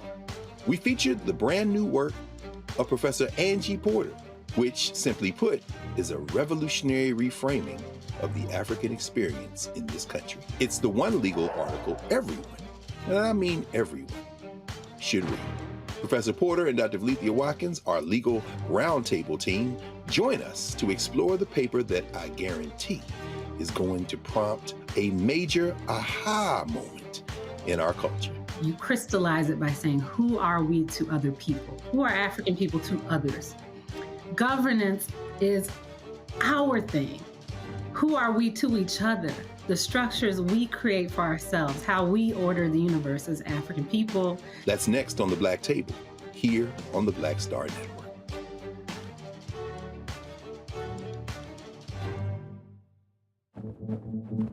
For decades, the tobacco industry has deliberately targeted Black communities and kids with marketing for menthol cigarettes. It's had a devastating impact on Black health. Tobacco use claims 45,000 Black lives every year. It's the #1 cause of preventable death. In the 1950s, less than 10% of Black smokers used menthol cigarettes. Today, it's 85%. Ban menthol cigarettes. Save lives. I'm Faraji Muhammad, live from LA. And this is The Culture. The Culture is a two-way conversation. You and me. We talk about the stories, politics, the good, the bad, and the downright ugly. So join our community every day at 3 p.m. Eastern and let your voice be heard. Hey, we're all in this together. So let's talk about it and see what kind of trouble we can get into. It's The Culture. Weekdays at 3, only on the Black Star Network. Farquhar, executive producer of Proud Family. Bruce Smith, creator and executive producer of The Proud Family, Louder and Prouder. And you're watching Roland Martin Unfiltered.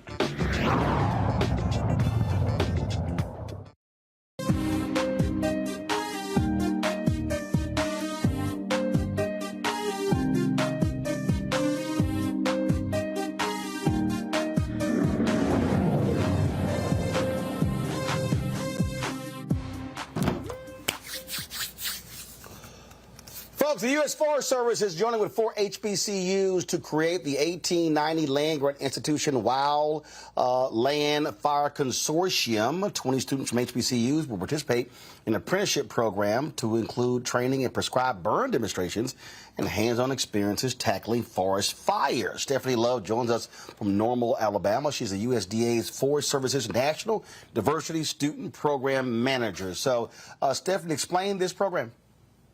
Absolutely. So this program is a 28-day residential program whereby we bring HBCU students onto the campus of Alabama A&M University, the only HBCU that's SAF accredited, their forestry program. And over that 28 days, we give them hands-on experience with live fire, all different types of exposure to every facet of forestry, especially fire, and the opportunity to be certified in wildland firefighting so that when they leave the program, they can head directly to internships to put it all into practice. Right now, if you talk about the Forest Service, how many African Americans are involved? Wow, in this particular field, only 1.9% of the bachelor's degrees in agriculture and natural resources are African American. And this particular partnership, of that number, 66% of the Black foresters and wildland firefighters come out of this partnership. So we recognize that the Forest Service has an opportunity to do better as we try to create an inclusive workforce that represents the community that we serve. So our numbers are low, and this program is a step in building and advancing a culture of belonging that empowers a diverse mix of people people of color across the Forest Service to fulfill our mission.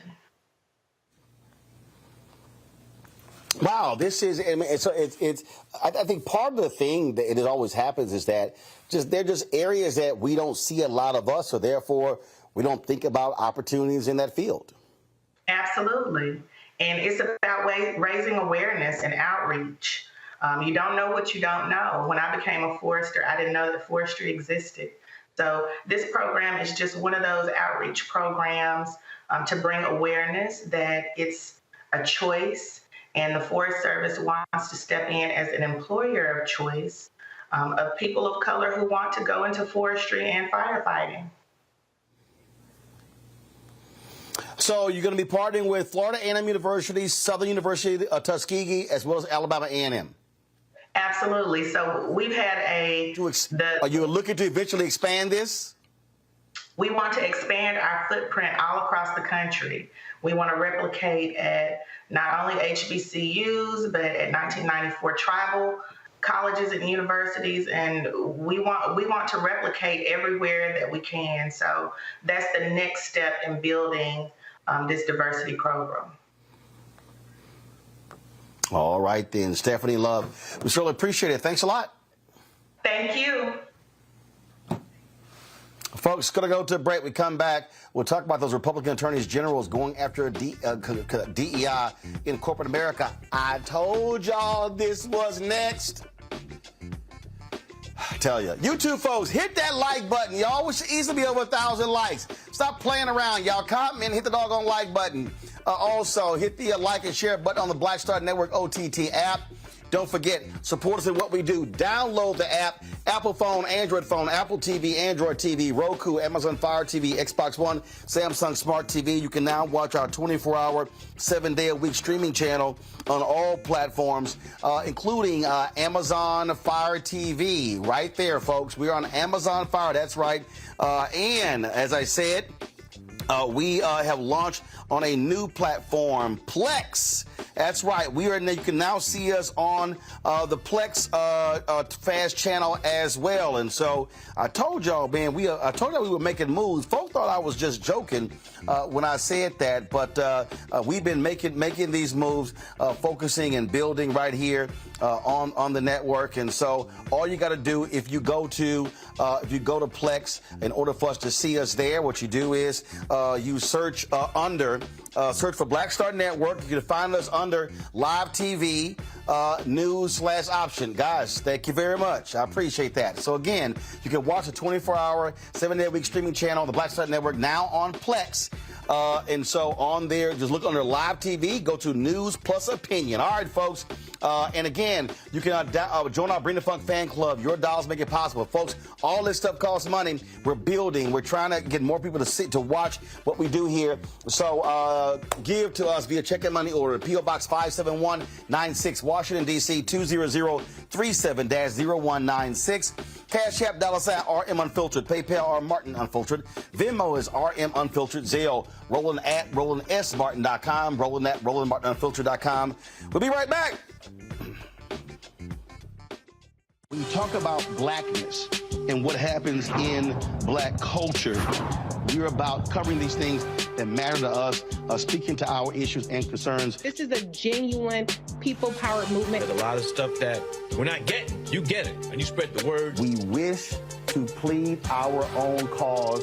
Too long have others spoken for us. We cannot tell our own story if we can't pay for it. This is about covering us. Invest in black-owned media. Your dollars matter. We don't have to keep asking them to cover our stuff. So please support us in what we do, folks.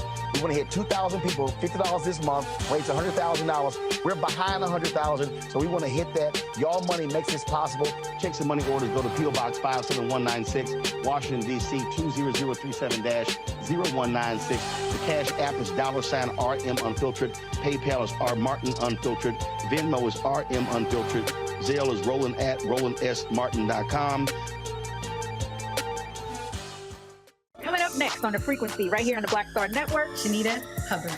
We're talking about the ride or die chick. We're breaking it down. The stereotype of the strong black woman. some of us are operating with it as if it's a badge of honor. Like you even hear Black women like aspiring to be this ride or die chick, aspiring to be this strong Black woman trope at their own expense. Next on The Frequency, right here on the Black Star Network. Hi, I'm Jo Marie Payton, voice of Sugar Mama on Disney's Louder and Prouder Disney Plus, and I'm with Roland Martin on Unfiltered.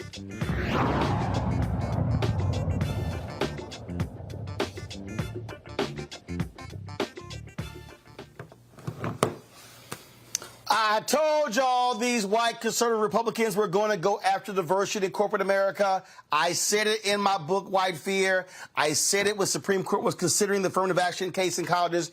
And now Republican attorneys generals have sent letters to 100 companies saying because of that Supreme Court decision that their DEI programs in the companies might be illegal. They're claiming, oh, y'all sitting there, you can't have quotas and you're choosing folks based upon race. This is being led by that racist in Kansas, Chris Kobach, Attorney General. It was signed by the AGs in Tennessee, Alabama, Arkansas, Indiana, Nebraska, Iowa, South Carolina, Kentucky, Mississippi, Missouri, Montana. Yeah, it was signed by that fool, Daniel Cameron. Please, let's defeat that fool who's running for governor. And so, yeah, we know exactly what kind of brother he is.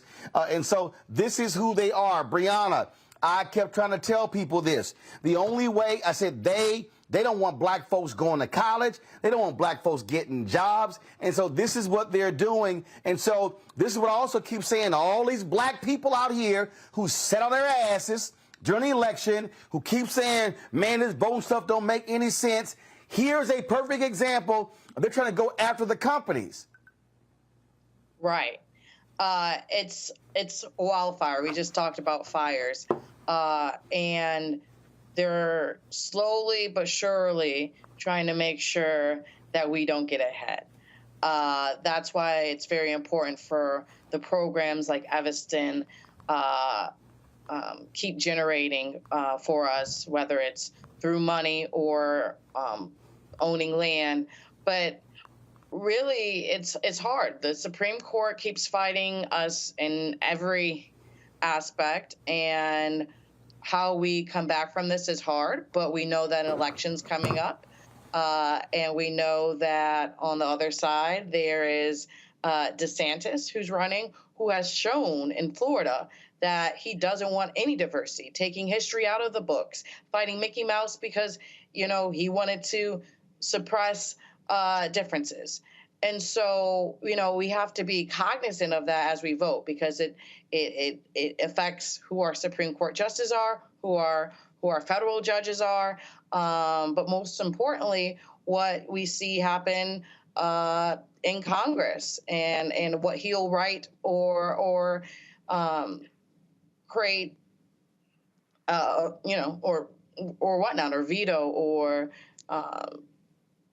make something in a brush of a pen. So we just need to be conscious of who we let in this next presidential election. See, this is the thing here, Michael. And again, we spend lots of time trying to unpack this thing and get people to understand. And so if you think voting doesn't impact you, so here they are now trying to tell Apple, Google, and all of these companies what they are doing inside of their companies. All right. They were trying to attack the Kellogg's company, trying to have a vote at a shareholder meeting as well. And so, so we see what's happening here. And so for the people who go, voting doesn't matter, well, they're now trying to impact these companies. They're going to start going after, what are these company foundations supporting? What are they giving money to? This is all because they have the power in the Attorney General's office. Well, yeah, not only do they have the power in the Attorney General's office, but this whole white supremacist backlash that really began with Trump coming into office as a backlash against 2 terms of President Barack Obama. And this has continued. This is a continuation of the January 6, 2021 insurrection, which was a white supremacist insurrection. This is a continuation of this, okay? They're just doing this without guns, okay? But they're trying to overthrow everything just like they try to overthrow the government then. Now, it's really important for people to understand. First of all, a lot of these people say voting doesn't matter. 1, they never read the U.S. Constitution. 2, if they did, they don't understand it. And 2, these are the same people who say they want reparations from the federal government. Now, affirmative action in college admissions was just struck down by the 6-3 conservative majority U.S. Supreme Court. How the hell you think you're going to get reparations from the federal government? That's not going to happen. Then you have people saying, well, if President Biden doesn't do an executive order on reparations, okay, to put together a committee on reparations, we're not going to vote. What kind of stupid ass nonsense is that? And then even if you did get a committee, explain to me how you get that passed in the House of Representatives and Kevin McCarthy's in control of the House. And explain to me how you get 60 votes out of a Senate. And if you have 51 Democrats, that means you're going to need 9 Republicans to vote for it also. So a lot of this deals with people confusing activity with productivity and not understanding law, not really understanding history, and not understanding how to bring into existence what it is they say that they want, but at the same time, how to stop threats that are a clear and present danger. If Hillary Clinton had won the 2016 presidential election, you'd be dealing with a 6-3 liberal Supreme Court. They probably would have ruled in favor of affirmative action in college admissions. Okay, they probably would have ruled in favor of Biden's executive order when it comes to forgiving student loans. Okay, and you'd be dealing with a much different landscape right now. But this is an example, once again, Roland, how elections have consequences and how we have to understand history, economics, law, and politics. You know, again, walking people through this, Matt, and connecting the dots is just so hard. And what I keep saying is, look, these folks on the right, they ain't going away. They are voting. Moms for Liberty, taking over school boards. You see what they're doing. And so if we are not maximizing our voting power, we're giving these people this type of power to not only go after colleges and universities, they want to go after corporations. They want to go after anything that has led to the advancement of black people. I don't think that's wrong. And I think these attorneys general are choosing stupid things where they don't even have standing half the time. These corporations are Delaware corporations that may not even be, personally subject to jurisdiction in these respective states. But I actually will be the unpopular opinion here. I think that they have picked a fight with the biggest moneyed interest in the country, and I don't think it's going to go down necessarily the same way as education. I mean, I get the principle, right? The idea of the Supreme Court opinion, and not to say they're not going to continue attacking it. But you mean to tell me Tim Cook and Sundar Pichai are going to roll over on this? Absolutely not.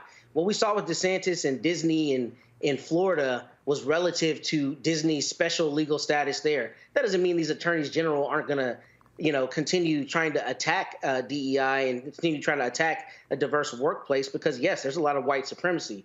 But money is what rules this country. And there is no way that places like Apple or companies like Apple that has the largest, my understanding is the largest money ever on hand for any company is going to allow some state attorneys general to really tell them how to run their company. And maybe that's naivete for me, but I really think that that's not going to come out the same way. I think that the moneyed interests are too entrenched and they have too many politicians in their pocket for that to meaningfully happen. So I think it'll be a little different scenario than affirmative action in education.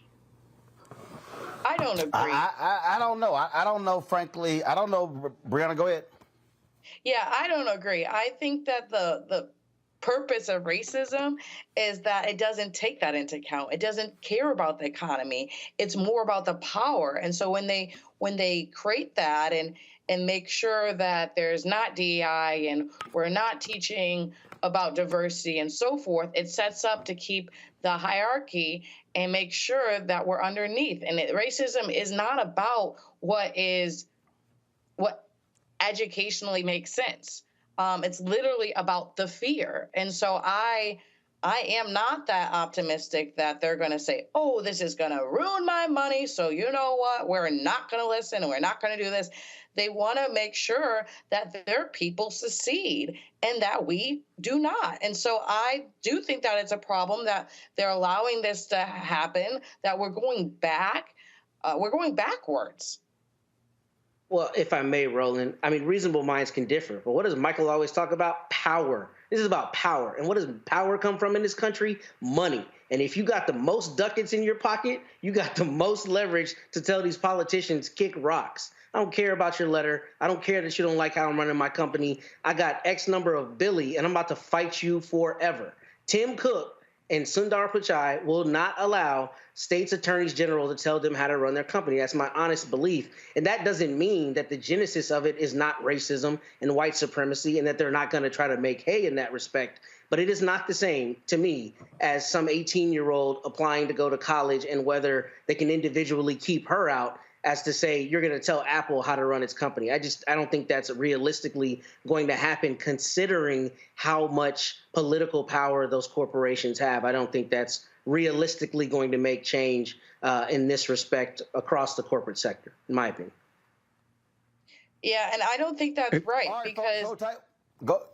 Go ahead. No, I just don't think that's right because it starts with education. That's why they try to make sure that someone can't even get to be a Tim Cook. So I just don't see it, but time will tell.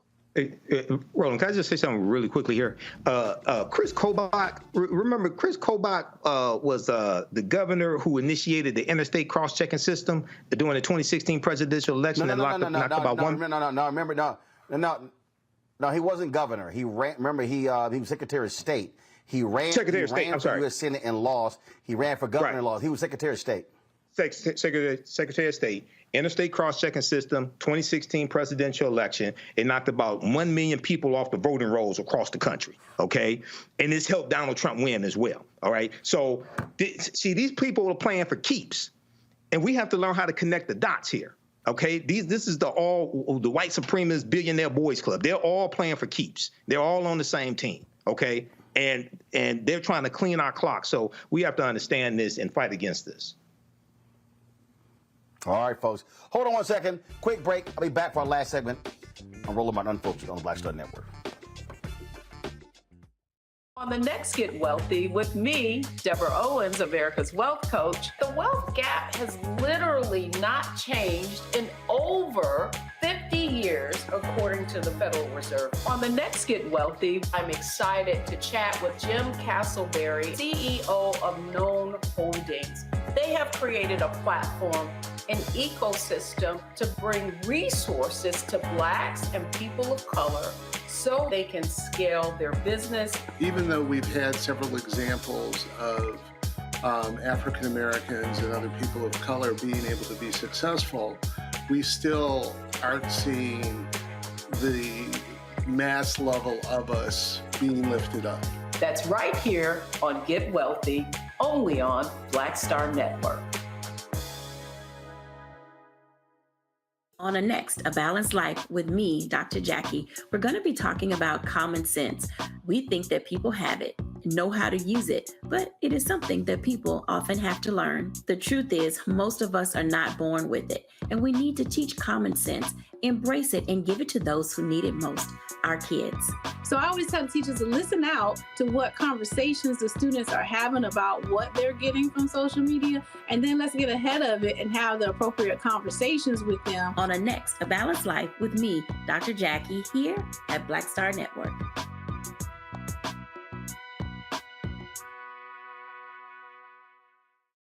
Hi, my name is Freddie Ricks. I'm from Houston, Texas. My name is Sharon Williams. I'm from Dallas, Texas. Right now, I'm rolling with Roland Martin, unfiltered, uncut, unplugged, and undamn believable. You hear me?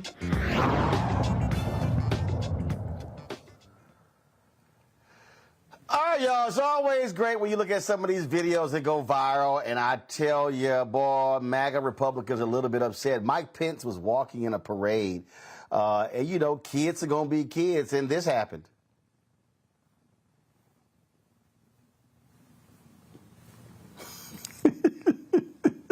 He got smacked in the head with a water balloon. Hey, boy, they're going to be mad at that little girl right there. But guess what? Brianna, she got a hell of an arm on her. Man. Yeah. Crazy. Her aim was damn good, Matt. Yeah, she threw that thing on the dot, boy. She right on that line. Got him right in the head, too. Perfect form. She's gonna be playing for the USA. Hey, Michael, she need to be on somebody Little League team, Mike. She cold. Well, even though that's I'm not an attorney, but I think that's called assault. Yeah, she has a good arm, but I wouldn't be surprised if maybe she learned that from one of her grandparents that threw rocks at Ruby Bridges or something like that as well. So it could run in the family. I'm not certain, but it could run in the family. Well, I ain't going that damn far. I mean, we don't know. Hell, again, she could have had some family members who were throwing rocks at the Klan. See, we don't know. So we ain't going there. But the bottom line is, I mean, Penn shook it off, but these MAGA people are upset. This sister shared on social media. Y'all kids gonna do what kids do. And he got clocked in the head. All right. Speaking of crazy white folks, what kills me is so much stuff in this country that black folk, we're just trying to mind our own business. We try to sit over here and have barbecues. We try to sit over here, and have cookouts and picnics. We try to sit here and deliver packages. Why is this brother fishing in the neighborhood he living in, and white folks just simply will not leave his ass alone? Hello. How are you? Good, how are you? Good. You guys residents here? Are we bothering anyone? Don't touch it. Don't touch it. Sorry? All right, well, this lake is presently for residents only. So, thank you for filming. I'm not giving you permission to film, so. She's not. Okay, picture of your license plates and forward it on. Hey, so y'all hear what I go through, right? This the third person. I'm in my own neighborhood, and a white person came and bothered me while I'm fishing. Another white person came and bothered me while I'm fishing. This is the third time. She's like, oh, no, I'm not giving you permission to film. This is my phone. I can film and do whatever I want. I study the law. I study the law. Thank you. I'm sorry. Hey, well, don't leave now. Do you want to say, hey, do you live here? Where you live? What's your address? Where do you live? Where do you live? This is unbelievable. Where do you live? Why? What's your name, by the way? Because at the next meeting, I'm definitely going to mention you. Her name is Karen. wait. Matter of fact, let me turn this phone around. Let me go ahead and get your. I mean, here's the thing for me, Matt. If I'm driving around my neighborhood and I see some white folks fishing, first of all, my ass ain't stopping. Because I got shit to do. Okay? Yeah. And these folk act like they're the neighborhood damn deputies. See, this right here, this that Zimmerman bullshit. Exactly. Where they want to act like they are the neighborhood cops. And so she walks up, this is for... And then here's the other deal. How your ass know everybody in the neighborhood? Exactly. Yep. That's what trips me out. That's what's insidious about it. I mean, what's really insidious about it is that they start out with the ultimate disrespect, the presumption that you don't live in their neighborhood, right? This is my neighborhood. You have to be a resident. Don't start out with the idea that maybe you live here, maybe you have a right to be here, or maybe it's just a public place any person can be. But they do that, and then the moment that you respond strongly, what do you get? I don't give you permission to film. I'm just trying to be a concerned citizen. That's absurd. And it's disgusting that this brother had to deal with that. But I'm glad that he took the tack that he did, because I think what happens too often is people try to uphold decorum and be nicer than they need to be. And I'm glad he said another white person, a third white person has come to bother me while I'm here. I know the law. I'm using my phone, he continued to record her and then told her, I'm going to go get your plates. Now, that may not always be a safe proposition, to be completely frank, but I like the idea that the pushback is strong, because that's what it has to be if you have the audacity to come up and act as though I'm not in my own neighborhood or presume that. It just, what pisses me off again, Brianna, is, as he said, this is the third white person that's rolled up on him. And they just have, a lot of these white folks just think that they have the license. We can question anybody on anything. That was, hell, we had a video, I'm going to try to find it, where these cats had a rooftop party and a white woman just walked into their apartment to tell them, stop playing the music. They were like, we could have shot your ass. They really believe that they have the right to do whatever they want and talk to somebody any way they want to. They were raised like that. It shows the differences. And it's funny that her name was actually Karen. We call them Karens now, and that was her name. And, the first thing she says is, I didn't give you permission to film. Oh, you had to give me permission. But my response of it, I didn't give you permission to talk to me. Like, the fact that she has that much audacity or that she thinks that it's only her that can get the permission, that she knows everybody. And what? She was afraid that he was going to take all the fishes? She wanted to fish herself, and it was going to take away the neighborhood fishes? What harm was he posing to her? None. But she still felt like it was her right to say something. And it's ridiculous. It's ridiculous. And what I love, Michael, is I didn't give you permission to film me. I didn't give you permission to walk your punk ass up to me. Right. She walked over to him. He's filming. It'd be different if he walked over to her and started filming her. She walked over to him, and she's saying, I didn't give you permission to film me. But, Roland, the whole theme of this deals with white supremacy and what Trump has unleashed. Now, I don't know who this lady, I don't want to call her Karen, but I don't know who she voted. Well, I mean, if that is her name, Karen, okay. I don't know who she voted for. I wouldn't be surprised if she voted for Donald Trump. But the same white supremacy that made people think they could get away with trying to overthrow the government January 6, 2021, the same white supremacy here. And we can draw a line, let's keep it real. Now, they were saying hang Mike Pence January 6, right? What would make a child think it's all right to throw a water balloon and hit the former vice president of the United States in the back of the head? Because I guarantee you, if there had been a black child that done that, nobody would say, oh, well, children are just going to be children. Maybe a few black people would, but overwhelmingly, they wouldn't say, oh, children are just going to be children. No, they'd probably be trying to arrest that person, go after their parents, things like this. So, go ahead. But bottom line is this here.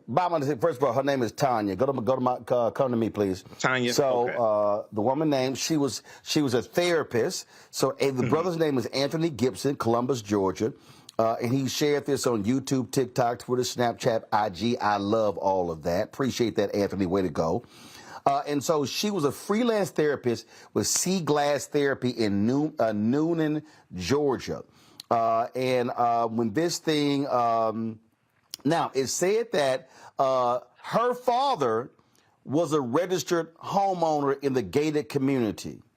And it says, as per the community's rules, Gibson was permitted to fish in the lake without a license as the guest of a resident. Mm-hmm. That's it. And so, what's crazy is, it says Gibson, who lives in Columbus, Georgia, has been challenged multiple times by locals in the neighborhood, asking why he is there and saying the lake is for residents only. That is a lie.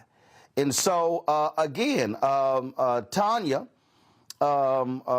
little Tanya here, she gonna say, I just have to ask. I just have to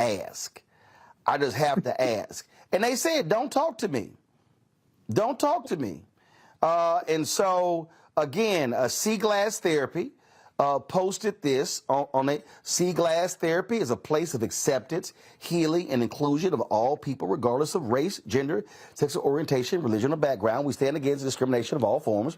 We have terminated our business relationship with the independent contractor, Tanya, in order to uphold our values and standards. We strive to be a service to our community and do whatever we can to accommodate the needs of it, operating with integrity. So listen, black people in Georgia, I keep saying, every time one of these white people get fired, every time one of them get fired, what we need to do is we need to all go apply for their job. What do you think about that, Brianna? Absolutely. I mean, there needs to be more of us in these places. And so the only thing that helps is if we keep fighting, applying, and keep having these conversations. Matt? I'm still laughing that you called her Little Tanya. It just took me out of here for some reason. I don't know why. But see also the last conversation we just had, money. Why did See Glass Therapy immediately get rid of this independent contractor? Because it was going to hurt their pockets, and he had 7.5 million views on TikTok, and it's indefensible. It comes back to money. Unfortunately, it's the reality. They probably don't care, right? The people that own, I don't know who owns that. Let me take that back. They may not care, but they recognize it's going to have an effect on their money, which is why they took that immediate action and why that often happens from corporations whose employees are in this very position. Michael? Yeah, this is a crazy situation here. And this reminds me of Trayvon Martin. Trayvon Martin was visiting his father in a community, and some jackass thought he didn't belong there and hunted him down. This really could have been ended up in a tragic situation if the wrong white person showed up. So, yeah, we need to record these incidences and call these people out, expose what's taking place. Indeed. Brianna, Michael, and Matt, we appreciate it. Thanks a lot. Hey, folks, we appreciate y'all joining us. We got to go, as we always do. Don't forget, join the Black Star Network app. Download our app, Black Star Network app, Apple phone, Apple TV, Android TV, Roku, Amazon Fire TV, Xbox One, Samsung Smart TV. Join our Bring the Funk fan club. Send your check and money orders to P.O. Box 57196, Washington, D.C. 20037-0196. Cash App, $RM Unfiltered, PayPal, R Martin Unfiltered. Venmo is RM Unfiltered. Zelle, Roland at RolandSMartin.com, Roland at RolandMartinUnfiltered.com. Always watch us, our 24-hour streaming channel. You can just, that's right, folks, no need to click the show. You can just watch it straight through on Amazon News.